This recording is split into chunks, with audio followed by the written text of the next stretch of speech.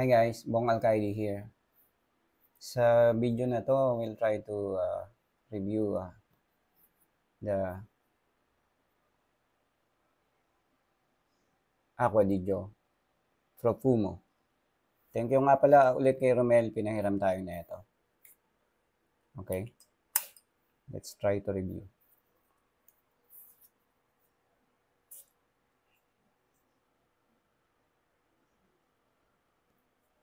By the way, check muna natin yung notes sa Fragrantica. Lalagay ko dito banda sa taas. Main accords, aromatic marine, fresh spicy, amber woody, smoky, warm spice, citrus, balsamic, and patchouli. Well, based sa ilong ko, this one is open up salty, oceanic, fresh. And naamoy ko na rin to kasi kanina eh. Actually, sinuot ko siya today. And then, sa mid niya, may ambery spice. May spice. May incense yun na amoy ko. And then, sa dry down naman, it's woody. Woody na siya. Woody pero nandoon pa rin yung fresh. Okay. So now, this one is made for sporty or summer scent. Alam mo ba yung kunyari, imagine mo, nasa dagat ka, malangoy ka, tapos umahon ka. Paggaan mo, 'di ba, yung saltiness ng dagat at saka yung pinakamarine ng oceanic smell niya. And then biglang humangin na malakas. Ganon yung pakiramdam, ganon na ganon yung amoy nito. So ayan. So to me, ganon yung amoy niya, ganon ko siya i-describe. Now this one is as interesting ingredients, no? So ni-research ko prior to this video. Now, kung iisa-isahin natin ang ginamit. By the way, ang perfumer nito si Mr. Alberto Morillas. Morillas or Morillas? Morillas. Mr. Alberto na lang. Anyway, nanalo siya ng marami siyang award about perfumery. Good perfumer, by the way. Idol na idol natin yan. And so, eto, isa-isahin natin yung mga ingredients niya based sa na-research ko. It has clary sage, cascalone, yung marine scents, and then patchouli. Meron ding spice na rosemary, cashmere, and amber and bergamot.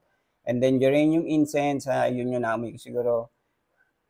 And then elemi and ginger. Oh, guys, tayo, yung mga bumili nito, mga nagsusunod na to, idol pala, shoutout pala kay Sir Miles. So, yung mga nakagamit na nito, nakaka-proud, no? Kasi I have found na this one, si Mr. Alberto Morillas, is gumamit siya ng elemi. Now, yung elemi, as I research, yung elemi pala, guys, nakaka-proud eh.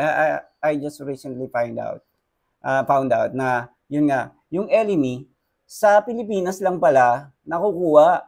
Sa Pilipinas lang. And then at the same time, alam nyo ba, sa mga Bicolano nating kaibigan dyan, be proud kasi imagine nyo, sa Pilipinas lang nakakuha ng elemi at yan, yung elemi niyan, galing yan sa pili nuts tree. Pili tree. O yung tinatawag nilang pili liit-liitan. Luzon, I don't know, nakalimutan ko na. Pero yon, so nakaka-proud, di ba?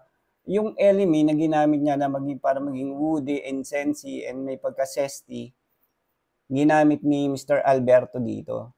So, di ba? So, pag bumibili ka nito, parang sinusuportahan mo na rin yung mga farmers natin, mga pili farmers natin sa Bicol region. Kasi doon lang banda na kukuha yung pili trees.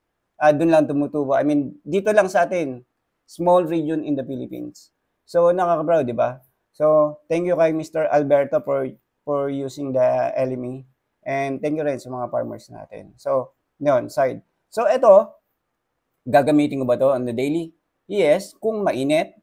At gagamitin ko ba to sa gym? Yes, pwede rin. Huwag mo lang i-overspray. Ideally, this one is for a sunny day.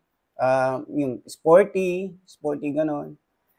Sa malamig, I don't know if you can pull this up kasi this one is marine, oceanic, and salty. So, to me, hindi siya babagay. at least to me. Again, this is Bong Alcaide. I want to let you know guys that perfume is subjective, no? So, iba-iba tayo ng ilong. So, hopefully, mahanap nyo yung para sa inyo. So, see you in the next video. Thank you.